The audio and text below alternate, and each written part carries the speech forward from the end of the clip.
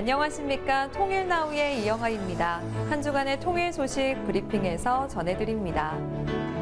지난 15일 통일부가 인권위 권익위와 공동으로 제4차 북한 UPR 이후 북한 인권 증진 추진 방향을 주제로 북한 인권 토론회를 개최했습니다. 김영호 통일부 장관은 개회사에서 이번 UPR에서 3대 악법 제정, 납북 억류자 문제, 탈북민 강제 북송 등의 북한 인권 의제가 각국 공고안에 다수 반영된 것과 우리 억류 선교사 3인의 이름을 직접 언급한 것에 우리 정부의 노력이 만들어낸 성과라고 강조했습니다. 김영호 장관은 앞으로도 정부는 이러한 성과를 발판 삼아 북한 인권의 실질적 개선을 위한 다차원적 노력에 더욱 박차를 가해 나가겠다고 전했습니다. 김영호 통일부 장관은 지난 18일 한반도 미래 전략을 위한 대북 정책 세미나에 참석했습니다.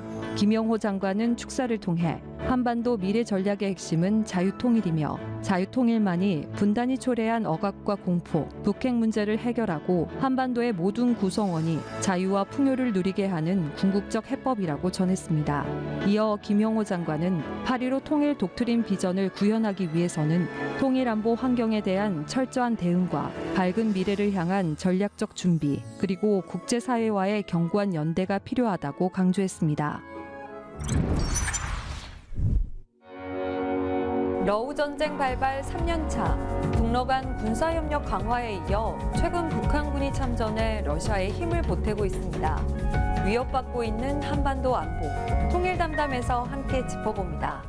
안녕하세요. 통일담담의 아나운서 조수빈입니다. 한반도뿐만 아니라 정말 국제 정세에 안개가 드리워졌습니다. 평화와 안보에 큰 위협이 계속되고 있는데요. 북한과 러시아의 관계가 군사 동맹 수준으로 올라갔고요. 또 신형 ICBM 도발도 계속하고 있습니다. 오늘 통일담담은 북한과 핵, 한반도 안보에 대해서 짚어보겠습니다. 한국국방연구원 이호령 안보전략연구센터장님 모셨습니다. 어서 오십시오. 네, 안녕하세요. 네, 저희가 센터장님을 모실 정도면 진짜 이 이슈가 굉장히 중요한 상황인 거예요.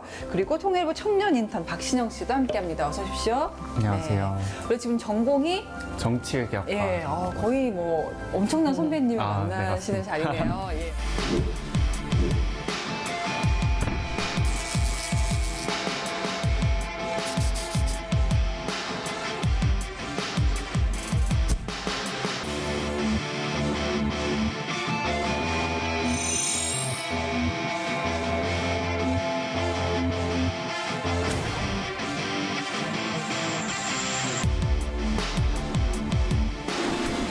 북한과 러시아의 분위기가 심상치가 않습니다. 국제사회 불안감도 가중이 되고 있는데 지금 러시아와 북한의 사이가 거의 뭐 동맹 수준이잖아요. 그렇죠. 좀 우리 눈여겨볼 부분들을 짚어주신다면요.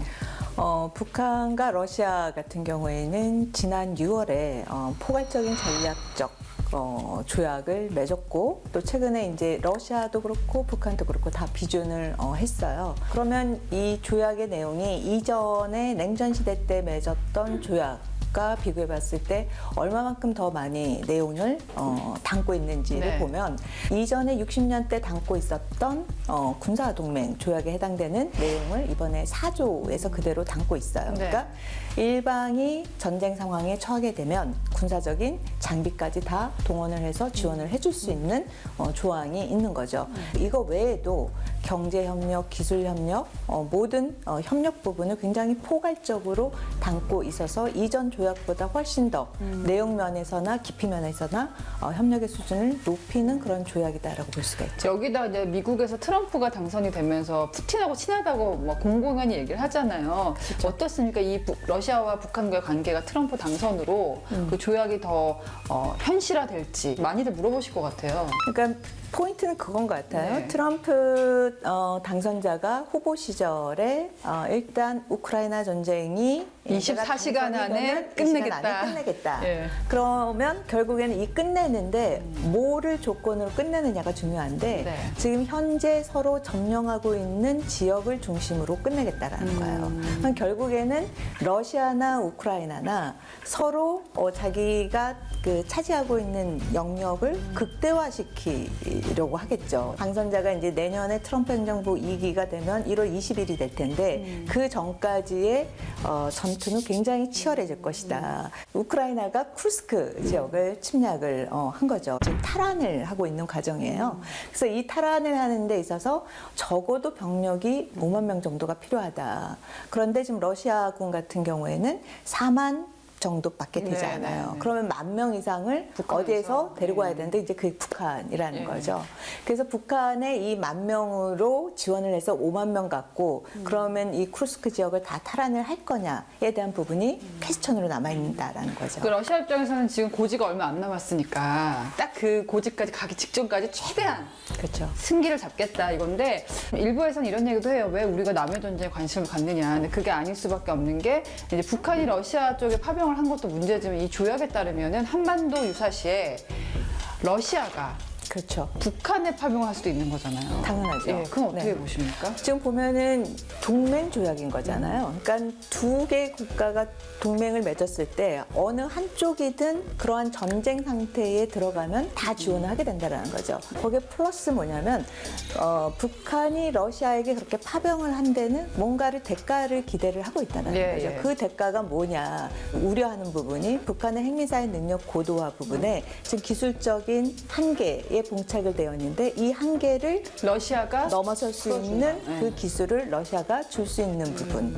그리고 또 실질적으로 이 병력이 들어가서 현대전이라는 경험을 갖고 이후 나중에 한반도에 유사 상황이 됐을 경우 전략 전술에 변화를 시켜서 발전시킬 수 있다라는 점도 우리가 우려를 해봐야 되는 대목이라고 볼 수가 있겠죠. 사실 이게 왜 무섭냐면은 이제 6.25 이후에 북한은 실전 경험이 없잖아요. 그렇죠. 북한으로서는 굉장히 큰 빅데이터를 갖게 되는 전장이 된다. 네네. 그런 점 접근할 수 있겠는데 아마 전공을 하니까 요즘 상황 굉장히 눈여겨보고 있을 것 같아요. 어떻습니까? 친구들 얘기도 들어보면. 그 러시아의 선택에 약간 의문점을 좀 가지고 있습니다. 아무리 이제 러시아와 북한의 서로 이익이 맞아서 그런 조약을 체결하고 북한군이 이제 러시아로 파병이 되는 거겠지만 전쟁이 끝난 이후에도 이제 러시아는 고려를 해봐야 되는데 그렇죠. 사실 대한민국과 러시아는 뭐 그렇게 친한 사이라고는 볼 수 없지만 어쨌든 경제적인 교류를 통해서 좀 되게 애매한 그런 관계들을 계속 유지해 왔던 걸로 알고 있습니다. 근데 이번 그 러시아의 선택으로 인해서 사실 전쟁 끝난 이후에 대한민국과 러시아의 관계가 좀 돌이킬 수 없는 상황까지 간 것 같은데 네네. 그러게 원래 러시아 사람들 대한민국 좋아하지 않습니까? 도시락 라면도 많이 팔리고. 그렇죠. 그 보면 포인트가 있어요. 이 러시아도 다 계산을 했겠죠. 지금 보면은 러시아가 두 개를 노린 것 같아요. 결국에는 한반도 지역에서의 영향력 부분을 갖기 위해서 지금은 다급하니까 북한이랑 먼저 손을 잡은 거죠. 그래서 전쟁 중에 지금 보면 동맹 조약을 맺었어요. 어떻게 보면 굉장히 북한 입장에서는 손해인 거예요. 이미 전쟁을 하고 있는 국가와 동맹을 맺어서 거기에 병창 기지로서 군수물자라든지 병력을 다 지원을 해줄 수밖에 없는 상황을 알면서도 한 거고 거기에 대한 대가는 전쟁이 끝난 이후에 받을 수 있다라는 거죠. 그러면 전쟁이 조기에 종결이 됐을 때 러시안 셈법이 또 바뀔 수가 있다라는 거죠. 결국에는 경제 협력이라든지 교류라든지 이런 모든 부분을 생각해 봤을 때 남북한은 비교가 되지 않을 만큼의 한국은 거의 절대적인 위치를 갖고 있는 거죠. 그런 측면에서 러시아가 우크라이나 전쟁이 얼마만큼 빨리 끝나느냐에 따라 러시아의 또 셈법이 바뀔 수가 있다라고 좀 보여집니다. 이건 어떻게 보세요? 이제 북한군이 파병을 했는데 그거 오합지졸이야. 라고 얘기하는 사람들도 있고 네네. 뭐 러시아 군인들조차 네네. 북한군을 원치 않는다는 얘기도 있어요. 너무 네네. 이제 말도 안 통하고 하다 보니까. 근데 또 한편에서는 그렇지 않다. 이게 북한에서는 상당한 정예 부대를 보냈다. 폭풍진다. 만약에 그들이 몰살된다고 하더라도 엄청난 보험금이나 또 월급이 북한으로 들어가서 북한이 굉장히 꽉 조여져 있지 않습니까? 네. 굉장히 가뭄의 단비 같은 역할을 할 것이다. 네. 이 북한군 파병이 실제로 어느 정도 경쟁력이라고 해야 될까요? 그런 거 있다고 보십니까? 파병의 규모, 그다음에 파병의 기간과 굉장히 밀접한 연결이 되어져 있어요. 지금 보면 많은 분들이 파병하면 우리가 베트남전 파병했던 거를 생각을 하게 되는데 베트남전 파병 기간은 9년이었어요. 그리고 거기에서의 파견된 사람은 거의 40만 명이었고요. 그러니까 거의 비교할 수 없을 만큼의 많은 인력이 병력들이 들어갔고 또 브라운 협약을 통해서 군사적인 지원뿐만 아니라 경제 지원을 미국이 약속을 해줬어요. 그러니까 그 당시에 60년대 후반에서 70년대의 미국의 그 슈퍼파워와 지금의 거의 하향세를 겪고 있는 러시아의 그 경제력은 비교가 되지 않는 거죠. 그런 측면에서 우크라이나 전쟁이 그렇게 앞으로 향후 9년, 10년 계속될 거냐. 9년, 10년 계속되는 동안 북한이 수십만 명을 병력을 보낼 거냐. 그건 뭐 누구한테 물어봐도 그럴 가능성은 거의 없다고 봐야 되는 거죠. 그 러시아의 파병을 통해서 경제 발전으로 갈 가능성은 그렇게 높지 않다. 그러면 그 정도의 규모는 어느 정도겠느냐 하면 그냥 김정은의 통치 자금을 조금 더 지갑을 채우는 정도밖에 되지 않을 것이다 라는 생각인 거고, 그럼에도 불구하고 왜 그 정도의 병력을 보냈을까에 대한 질문을 던진다면 그 기술적인 협력 지원, 거기에 더 포커스가 맞춰져 있다는 거죠. 저는 김정은의 통치 한 12년을 쭉 보면은 계속해서 행사의 능력 고도화를 본인의 정치 체제의 지속성과 연결을 시키고 본인의 체제 안정이라는 부분과 연결을 시키고 있기 때문에 굉장히 근시안적이고 좁은 시각으로 북한을 지금 통치하는 거라고 볼 수가 있겠죠. 지금 정권을 유지하는 수단으로서 젊은이들의 목숨이 희생당하고 있는 거잖아요. 또 일부에서는 그들이 많은 걸 갖고 가지 못했기 때문에 미트 그라인더 역할만 할 것이다, 총알바지 역할을 할 것이다는 얘기도 많이 해요. 젊은이 입장에서 이런 얘기 들으면 어떻습니까? 군대 다녀왔으니까 더 느껴질 것 같아요. 다른 나라에 가서 자기도 왜 죽어야 되는지 모르는 채로 끌려가서 뭐 그거에 대한 정당한 대가도 못 받고 그렇게 죽어가는 거잖아요. 그걸 들을 때마다 참 너무 안타깝다는 생각을 많이 하고 있습니다. 김정은 위원장 입장에서는 굉장히 큰 외화벌이라고 표현을 해야 될지 모르겠습니다만은 생명을 연장해주는 그렇죠. 예, 그런 도구가 되고 가늘고 있다. 길게 연장해 주는 거라고 볼 수가 있는 거죠. 가장 원하는 건 뭘까요? 북한이 얻고자 하는 거.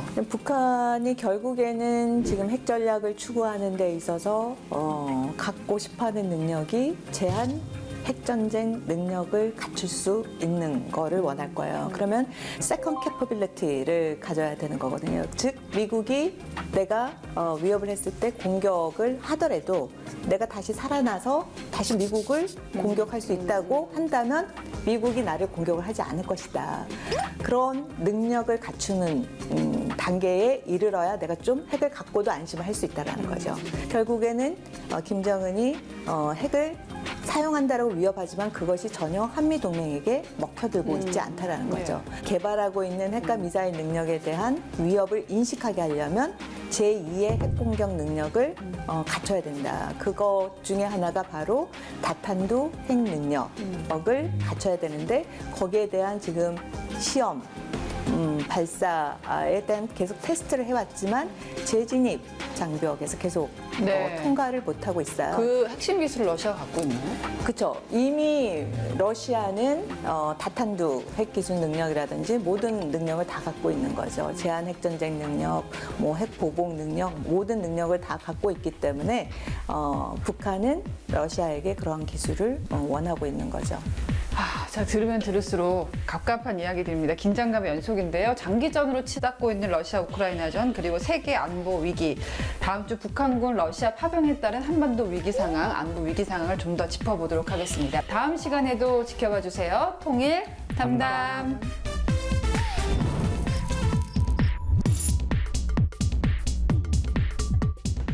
유엔 인권이사회는 지난 11월 7일 북한 인권 상황에 대한 심사를 진행했습니다. 이 결과를 두고 통일부는 북한 인권을 증진시킬 방향에 대해 모색하고 있는데요. 현장에서 살펴봤습니다. 세계 자유지수 100점 만점에 3점을 받은 북한. 최악의 인권국으로 알려져 있는데요. 북한의 인권 상황을 나아지게 할 방법이 있는 걸까요? 현장에서 찾아봤습니다. 통일부는 국가인권위원회, 국민권익위원회와 공동으로 첫 북한 인권 행사를 개최했습니다. 제4차 북한 UPR 이후 북한 인권 증진 추진 방향을 논의하는 토론회입니다. 잘 말씀해 주셨습니다. UPR은 193개 모든 유엔 회원국이 4, 5년을 주기로 자국의 인권 상황을 다른 회원국들에게 점검받는 자리입니다. 북한은 2009년부터 세 차례에 걸쳐 UN 회원국들에게 인권 사항에 대한 권고를 받았는데요. 1차 때는요, 2009년 12월이었는데요. 167개 권고 중에서 50개 권고를 즉시 거부했고 나머지는 그래 수용하겠다라고 얘기는 했었었죠. 2차는 다소 협력적인 태도를 보였어요. 그게 언제냐면 2014년 5월이었거든요. 아시다시피 2014년 2월에 COI 보고서가 나오지 않았습니까? 이제 그거에 대해서 최고 존엄을 ICC로 보내네 마네 이런 일들이 있었기 때문에도 좀 급했고 이 반인도적 범죄에 해당하는 걸 지적했기 때문에 북한이 인권 문제에 있어서 좀 더 유연한 자세를 보일 필요성이 있었다라고 합니다. 3차는 북한이 고문방지협약 인종차별 철폐 협약 가입을 공고받았는데요. 하겠다고 해놓고 이를 이행하지 않았었던 것이 바로 정치권 시민권에 대해서는 무시하는 대표적인 사례라고 볼 수 있겠습니다. 지난 11월 7일 북한이 5년 만에 다시 인권심사대에 올랐습니다. 193개 유엔 회원국 중 86개 나라가 발언을 신청해 북한의 참혹한 인권 상황을 지적했는데요.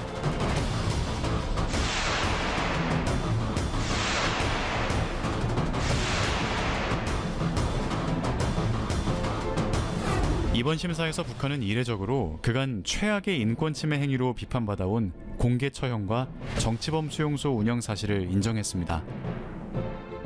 이번 UPR에서는 그간 우리 정부가 강조해온 반동 사상 문화 배격법을 비롯한 3대 악법 제정, 납북 억류 문제, 탈북민 강제 북송 등의 북한 인권 의제가 각국 권고안에 다수 반영되었습니다.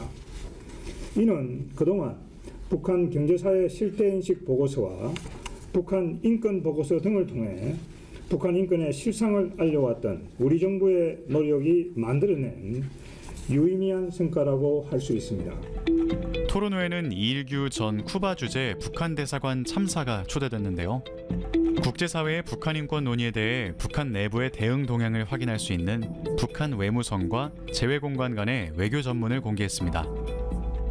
김정은이 집권을 한 2012년부터는 북한이 이제 인권에 대응하는 방식이 좀 달라졌는데요. 크게 세 가지로 이제 됐습니다. 첫째는 북한이 인권 행복한 주민들의 행복한 실상을 소위 보여준다고 하는 그런 여론 공세전. 두 번째는 북한과 처지가 비슷한 나라들을 이제 끌어모아 가지고 이제 유엔 국제사회 대북 인권 교류안에 반대표를 던지도록 하는 그런 이제 강경 대응 전술. 마지막으로는 영국을 비롯해서 이제 국제사회가 북한 인권 개선을 위해서 북한에 제의하는 인권 전문가 양성이라든가 여러 가지 이런 인권 제안들을 받아들임으로 해서 북한이 실질적으로 인권 개선에 이제 어떤 이해관계가 있는 듯한 그런 인상을 조성하는 이제 유화 전략, 이렇게 세 가지 전략으로 나갔습니다. 그동안 정부는 북한 인권 침해 구제 등 책임 규명 방안에도 많은 노력을 기울여 왔는데요. 북한 인권 침해 사례 조사와 기록, 인권 침해 피해자 기억과 추모, 피해자인 탈북민의 마음 치료 등 북한의 인권 침해 사실을 객관적으로 규명하고 알려나가고 있습니다. 또한 국제사회와 협력해 북한 인권이 나아질 수 있는 방법을 찾아가고 있는데요. 이런 행사들을 통해서 최소 국민들에게 또는 국제사회에 북한 인권 실상을 알릴 수 있는 하나의 계기들이기 때문에 저는 반드시 이런 행사들이 필요하다고 저는 생각을 합니다. 인권의 사각지대에 있는 북한 주민. 우리들의 이야기가 계속 이어져 북한 인권에도 변화가 나타나길 기대해 봅니다. 이상으로 통일나우를 마칩니다. 시청해주신 여러분 고맙습니다.